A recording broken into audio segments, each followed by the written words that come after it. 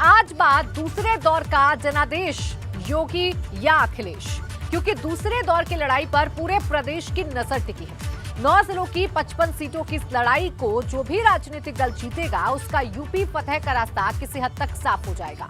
2017 में भाजपा ने यहां 38 सीटें जीती थीं, लेकिन इस बार मुस्लिम वोटर बड़ा गेम चेंजर साबित हो सकता है, क्योंकि एकजुट हुआ तो सपा को बढ़त और अगर बिखरा तो भाजपा को बढ़त। इसलिए हमने लिख दिया है दूसरे दौर का जनादेश योगी या अखिलेश।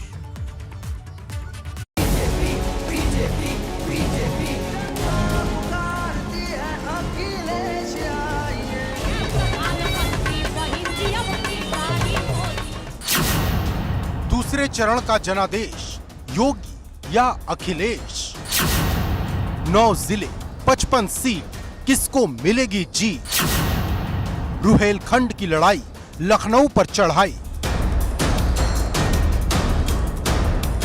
उत्तर प्रदेश की चुनावी जंग के दूसरे राउंड का काउंटडाउन शुरू हो गया है। अब कुछ ही घंटे बाकी हैं जब 9 जिलों की 55 सीट पर वोट डाले जाएंगे और जनता अपने वोट से 586 प्रत्याशियों की किस्मत का फैसला लिखेगी। दूसरे चरण की लड़ाई इसलिए भी महत्वपूर्ण है क्योंकि यहाँ 3 जिले पश्चिमी यूपी के और 6 जिले रुहेलखंड के हैं। इनमें कई जिले ऐसे हैं जहाँ मुस्लिम वोटर निर्णायक भूमिका में हैं। रामपुर में 50% से ज्यादा मुसलमान हैं। मुरादाबाद में भी ये संख्या 50% के करीब है। वहीं बिजनौर में 43%, अमरोहा में 40%, तो बरेली में मुस्लिमों की संख्या 35% के आसपास है। दूसरे चरण में मुस्लिम वोटर को अपने पाले में लाने के लिए भाजपा को छोड़ सभी राजनीतिक दलों ने मुस्लिम उम्मीदवारों पर दांव खेला है। कांग्रेस, सपा रालोद, बसपा और ओवैसी की पार्टी ने इन 55 सीटों पर 77 मुस्लिम उम्मीदवारों को टिकट दिया है। बसपा ने सबसे ज्यादा 23 मुस्लिमों को टिकट दिया, जबकि कांग्रेस ने 21, सपा रालोद गठबंधन ने 18। 55 सीटों में माना जा रहा है कि मुस्लिम समुदाय के जो वोटर हैं उनकी भूमिका काफ़ी महत्वपूर्ण होगी। वो इसलिए कि 2017 में जब चुनाव हुए थे तो इन 55 में से तकरीबन 38 सीटें ही बीजेपी जीत पाई थी और इस बार भी ये जो इलाके हैं यहाँ पर मुस्लिम समुदाय का जो वोट है वो अच्छी खासी संख्या में है। इसीलिए ये माना जा रहा है कि अगर ये मुस्लिम वोटर एकजुट होकर एक पार्टी की तरफ वोट करेंगे तो इसका कहीं न कहीं नुकसान बीजेपी को उठाना पड़ सकता है।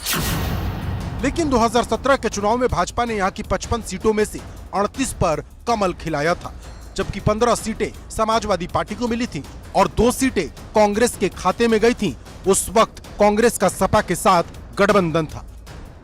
ऐसे में सवाल अब यह है कि क्या दूसरे चरण में सपा रालोद लीड हासिल करेगा, जो आने वाले चरणों में निर्णायक साबित हो सकता है। क्योंकि अगर मुस्लिम वोटर एकजुट रहा तो सपा और रालोद का गठबंधन को फायदा मिलेगा और अगर ये बिखरा तो भाजपा कमल खिलाने में फिर से सफल होगी, क्योंकि यही वो चरण है जिस पर सपा और भाजपा दोनों की नजर टिकी है। वहीं कई दिग्गज भी हैं जिनकी साख दूसरे चरण में दांव पर है। यूपी के वित्त मंत्री सुरेश खन्ना शाहजहांपुर की सदर सीट से मैदान में हैं। वो 8 बार से चुनाव जीतते रहे हैं। इस बार उनकी टक्कर सपा के तनवीर खान से है। वहीं बहुजन समाज पार्टी ने इस सीट पर सर्वेश चंद्र को उतारा है। दिग्गजों की लिस्ट में सपा के कद्दावर नेता आजम खान का नाम भी है, जो इस बार जेल से ही चुनाव लड़ रहे हैं। सपा ने आजम खान को रामपुर शहर सीट से मैदान में उतारा, जिनके सामने भाजपा ने आकाश सक्सेना तो बसपा ने शंकर लाल सैनी को उतारा है। लेकिन आजम खान की टक्कर कांग्रेस के काजिम अली खान से है। ठीक इसी तरह आंवला से योगी सरकार में मंत्री रहे धर्मपाल सिंह चुनावी मैदान में हैं, जिनके सामने समाजवादी पार्टी के राधाकृष्ण शर्मा, बहुजन समाज पार्टी के लक्ष्मण यादव और कांग्रेस के ओमवीर यादव मैदान में हैं।